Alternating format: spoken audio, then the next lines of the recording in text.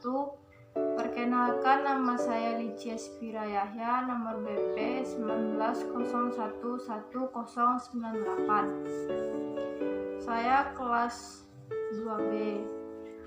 Baiklah, di sini saya akan menyampaikan materi tentang sistem reproduksi pada manusia. Sistem reproduksi manusia biasanya melibatkan fertilisasi internal dengan hubungan seksual. Dalam proses ini, laki-laki memasukkan penis ke dalam vagina dan berejakulasi semen yang mengandung sperma. Sebagian kecil dari sperma melewati leher rahim ke dalam rahim, kemudian ke saluran telur untuk pembuahan ovum. Hanya satu sperma yang dibutuhkan untuk membuahi ovum. Setelah berhasil, pembuahan ovum dibuahi atau zigot berjalan keluar dari tuba falopi ke rahim, di mana ia berimplan di dinding rahim. Ini merupakan tanda-tanda awal kehamilan yang berlangsung selama sekitar 9 bulan bagi janin untuk berkembang.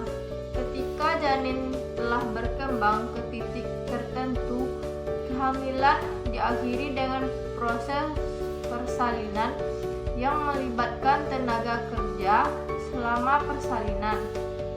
Otot-otot rahim berkontraksi dan melebarkan leher rahim selama berjam-jam, dan bayi melewati keluar dari vagina bayi manusia yang hampir tak berdaya membutuhkan pengasuhan.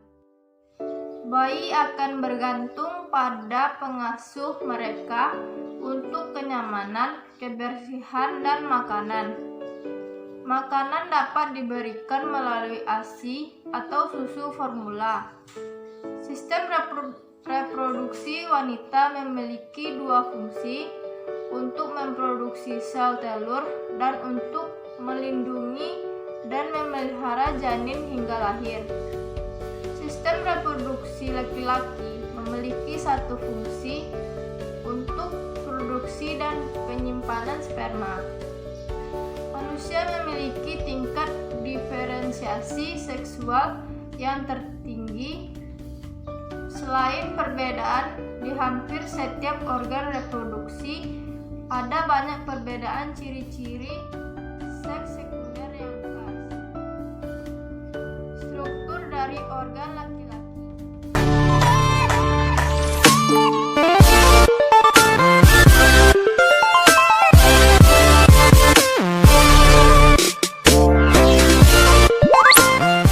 Kita tahu bahwa manusia berkembang biak secara seksual. Artinya, dia mampu melakukan fertilisasi. Laki-laki menghasilkan sperma, sedangkan wanita menghasilkan sel telur atau ovum.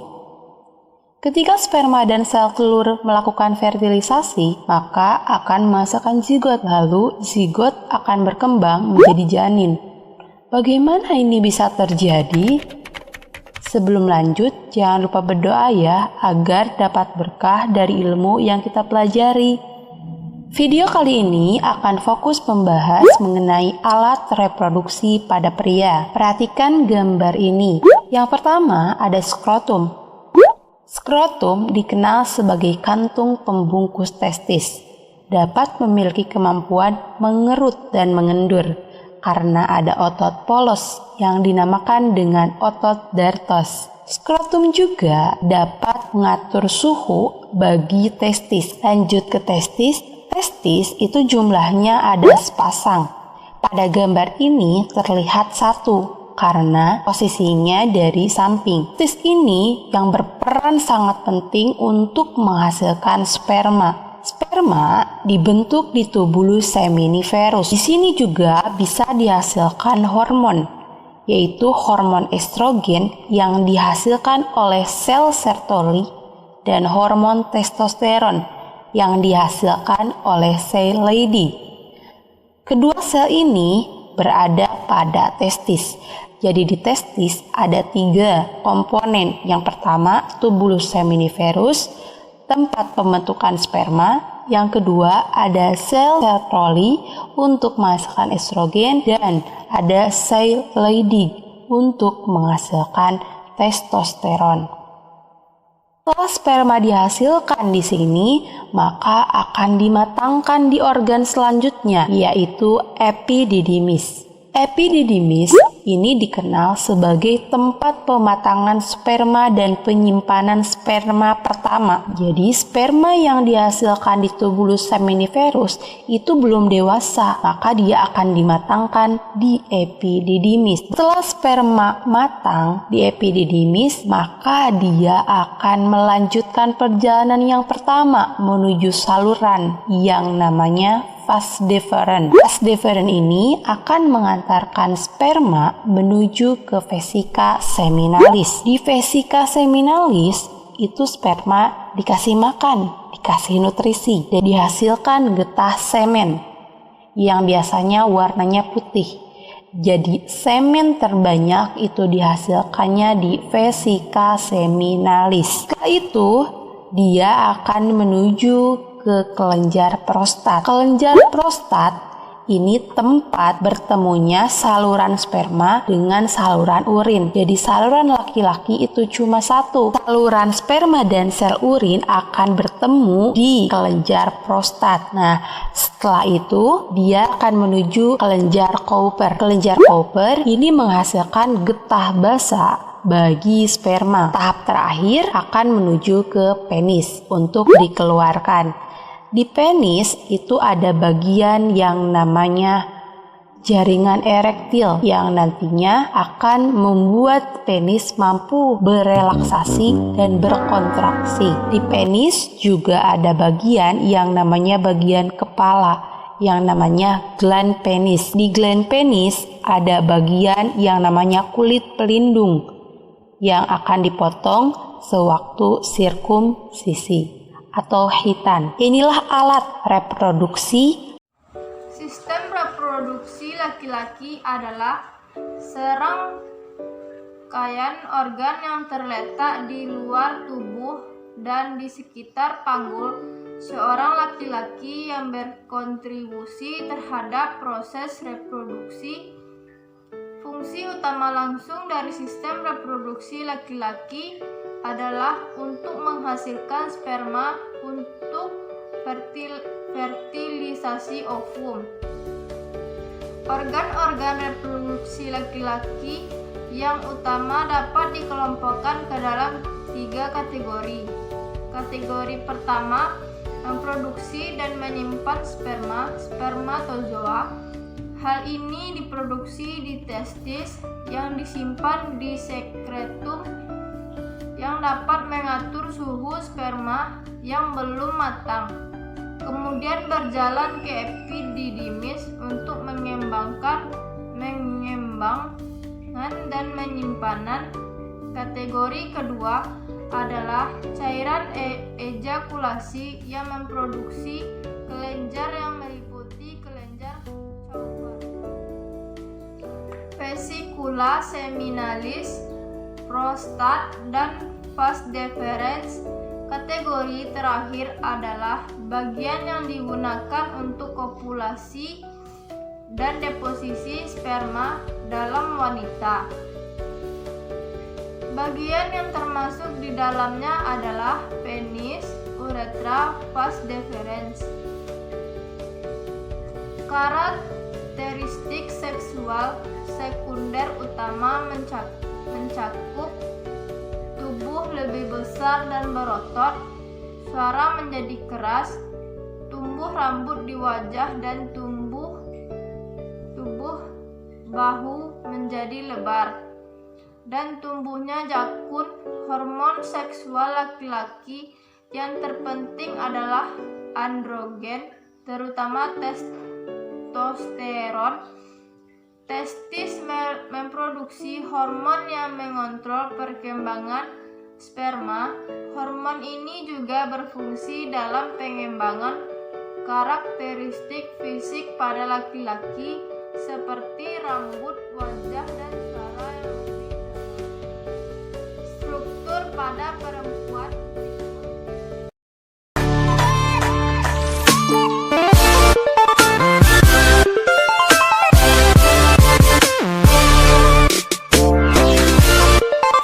Assalamualaikum warahmatullahi wabarakatuh. Oke teman-teman, sekarang kita akan membahas mengenai organ reproduksi pada wanita. Setelah sebelumnya kita bahas mengenai organ reproduksi pada pria. Secara peran, reproduksi pada wanita jauh lebih kompleks daripada pria. Jika organ reproduksi pada pria menghasilkan gamet dan hormon saja, tidak demikian pada organ reproduksi pada wanita. Pada wanita, tidak hanya menghasilkan gamet dan hormon saja, tapi tubuhnya harus bersiap untuk merawat janin yang akan berkembang untuk jangka waktu yang sangat lama, yaitu sekitar 9 bulan. Lama kan ya? Maka hal ini bisa dijadikan salah satu alasan mengapa Rasulullah SAW menyebutkan ibu 3 kali dibandingkan ayah. Hal ini terdapat pada kitab Adabul Mufrad yang diriwayatkan oleh Imam Bukhari. Bunyinya seperti ini. Ya Rasulullah, man abar? Qala ummaka. Qultu man abar? Qala ummaka. Qultu man abar? Qala ummaka. Qultu man abar? Qala abaka. Thummal aqrab. Fal-aqrab. Wahai Rasulullah, siapa yang paling berhak bagiku berbuat baik kepadanya? Rasul menjawab, ibumu. Aku bertanya, kemudian siapa lagi? Rasul menjawab, ibumu. Aku bertanya, kemudian siapa lagi? Rasul menjawab, ibumu. Aku bertanya, kemudian siapa lagi? Rasul menjawab, bapakmu, kemudian kerabat yang terdekat, dan seterusnya. Berdasarkan hal inilah, maka tidak ada alasan untuk kita untuk tidak berbakti kepada kedua orang tua kita, terutama kepada ibu kita. So, balik lagi ke topik utama. Reproduksi pada wanita memiliki struktur yang terdiri dari 2 bagian. Ada eksternal dan ada internal. Ingat baik-baik ya, eksternal dan internal. Struktur reproduksi eksternal wanita ada 2. Ada klitoris, ada 2 set labia. Apa itu klitoris? Klitoris merupakan salah satu titik rangsangan seksual yang paling sensitif karena mengandung banyak ujung saraf. Oke, klitoris ini hanya terdapat pada wanita. Yang kedua, ada 2 set labia, yaitu ada labium mayor dan labium minor. Untuk diketahui, 2 set labia ini mengelilingi lubang vagina. Oke, sekarang lanjut ke organ internal pada wanita. Harap berkonsentrasi karena agak sedikit panjang dari organ reproduksi eksternal. Yang pertama ada ovarium. Fungsinya yaitu untuk menghasilkan ovum. Ingat ya, ovarium menghasilkan ovum. Proses menghasilkan ovum dari ovarium namanya ovulasi. Jadi ada ovarium, ovum, dan ovulasi. Ovarium juga dikenal sebagai gonad betina. Sama halnya dengan testis, jumlahnya ada sepasang. Ada di bagian kiri dan ada di bagian kanan. Bentuknya seperti kacang almond. Dan yang paling penting juga di ovarium ini terdapat struktur kecil mirip kantung yang disebut dengan folikel. Di dalam folikel ini ada ovum yang belum matang yang dikenal dengan oosit, dan oosit ini sudah dibawa sejak lahir oleh wanita. Selain itu, folikel jumlahnya ini sangat banyak, jumlahnya kurang lebih sekitar 400.000. Ini bukan angka pasti, jadi kurang lebih diperkirakan jumlahnya ada 400.000 dan akan berkurang seiring bertambahnya usia wanita. Luar biasa kan ya? Dan pada wanita yang telah memasuki usia menopause, biasanya ovariumnya berlubang karena folikelnya sudah mengeluarkan isinya, jadi berlubang. Yang kedua ada oviduk. Oviduk atau yang dikenal sebagai tuba falopi letaknya memanjang dari rahim menuju lubang yang berbentuk corong di setiap ovarium. Setelah ovulasi, ovum akan meninggalkan ovarium menuju ke tuba Fallopi. Untuk apa dia ke tuba Fallopi? Dia akan menunggu untuk bertemu dengan sperma. Setelah bertemu dengan sperma, maka akan terjadi yang namanya fertilisasi atau meleburnya sperma dan ovum untuk menghasilkan zigot. Zigot ini nanti akan berkembang menjadi janin. Berkembangnya di bagian mana? Di bagian rahim. Yang ketiga ada rahim atau nama kerennya adalah uterus. Rahim ini merupakan organ tebal yang berotot. Dapat mengembang selama masa kehamilan untuk menampung janin maksimal sekitar 4 kilo. Inilah organ yang disebutkan sebagai tempat kokoh dalam Al-Quran. Salah satunya terdapat dalam surat Al-Mursalat ayat 21 sampai dengan 23 yang bunyinya seperti ini. فَجَعَلْنَاهُ فِي قَرَارٍ مَكِينٍ إِلَى قَدَرٍ مَعْلُومٍ فَقَدَرْنَا فَنِعْمَ الْقَادِرُونَ.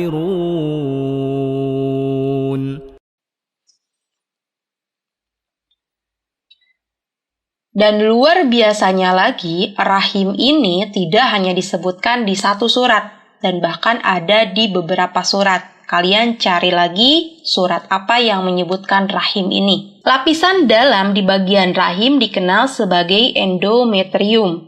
Lapisan ini kaya akan pembuluh darah. Makanya lapisan ini ketika terjadi menstruasi akan meluruh. Jadi, menstruasi itu dikenal sebagai proses meluruhnya bagian endometrium akibat ovum tidak dibuahi oleh sperma. Di bagian rahim juga ada yang namanya mulut rahim atau yang dikenal dengan serviks. Inilah bagian yang paling sering terkena kanker. Istilah yang paling sering didengar adalah kanker serviks. Jadi bagi wanita, jaga pola hidup dan kebersihan organ vital kita agar tidak terkena penyakit yang tidak diinginkan seperti kanker serviks ini. Yang terakhir ada vagina. Vagina merupakan bagian berotot tetapi elastis. Vagina juga merupakan tempat memasukkannya penis dan tempat awal masuknya sperma. Selain itu, vagina juga berfungsi sebagai jalan lahir bagi bayi saat dilahirkan.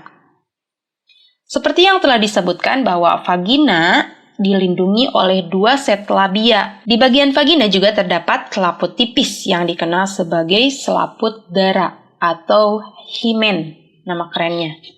Selaput darah ini akan semakin tipis dari waktu ke waktu, bahkan bisa pecah. Dan dapat berdarah ketika direnggangkan atau selama first coitus atau istilahnya hubungan seksual.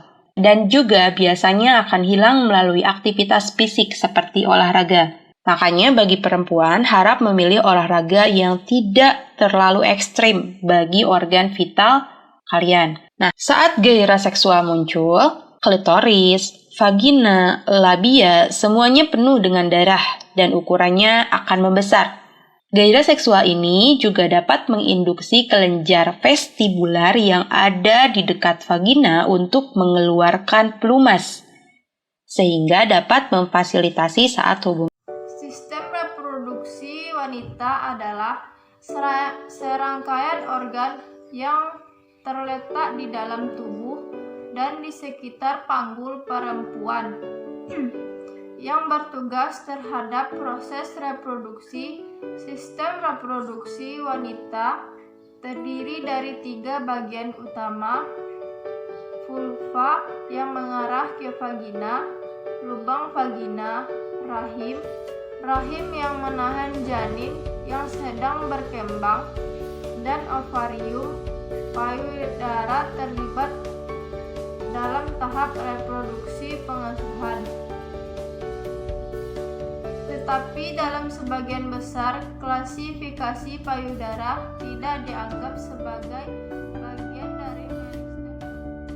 Vagina terletak di luar vulva, meliputi labia, klitoris, dan uretra. Selama hubungan seksual, daerah ini dilumasi oleh lendir yang disekresikan oleh kelenjar Bartholin. Vagina melekat ke dalam rahim melalui leher rahim, sedangkan rahim melekat pada ovarium melalui masing-masing ovarium mengandung ratusan sel telur atau ovum. Kira-kira setiap 28 hari, kelenjar pituitari melepaskan hormon yang merangsang beberapa sel telur untuk berkembang dan tumbuh. Satu ovum dilepaskan dan melewati tuba Falopi ke rahim. Hormon yang dihasilkan oleh ovarium membuat uterus dapat menerima ovum. Lapisan rahim yang disebut endometrium dan ovum tidak dibuahi adalah gudang setiap siklus melalui proses menstruasi. Jika ovum dibuahi oleh sperma, ia akan menempel pada endometrium dan membuat janin berkembang. Produksi gamet. Gamet diproduksi dalam gonad melalui sebuah proses yang dikenal sebagai gametogenesis. Hal ini terjadi ketika jenis tertentu dari sel-sel germinal menjalani meiosis untuk membagi diploid normal dengan jumlah kromosom 46 menjadi sel haploid yang hanya berisi 23 kromosom. Berikut gambarnya.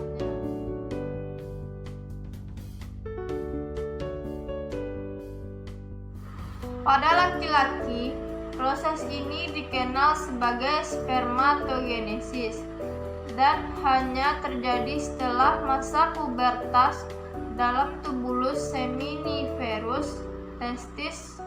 Spermatozoa dewasa atau sperma kemudian dikirim ke FIV, di mana mereka mendapatkan ekor sehingga mengaktifkan motilitas masing-masing sel-sel germinal diploid asli atau spermatosites primer, membentuk 4 gamet fungsional yang masing-masing selamanya muda.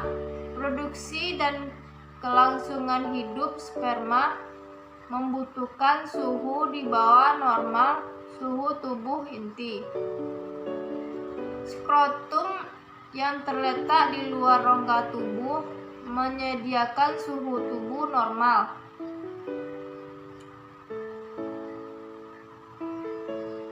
Pada wanita, gametogenesis dikenal sebagai oogenesis. Hal ini terjadi di ovarium, folikel ovarium. Proses ini tidak menghasilkan sel telur matang sampai masa pubertas.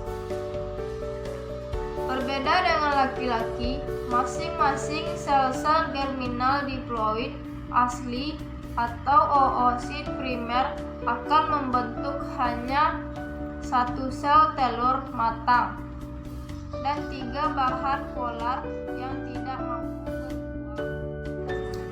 Hal ini telah lama diketahui bahwa pada wanita yang tercipta sebelum kelahiran dan tahap akhir dari produksi sel telur tidak akan melanjutkan sampai masa pubertas. Baiklah, sampai di sini saja materi yang bisa saya sampaikan. Wassalamualaikum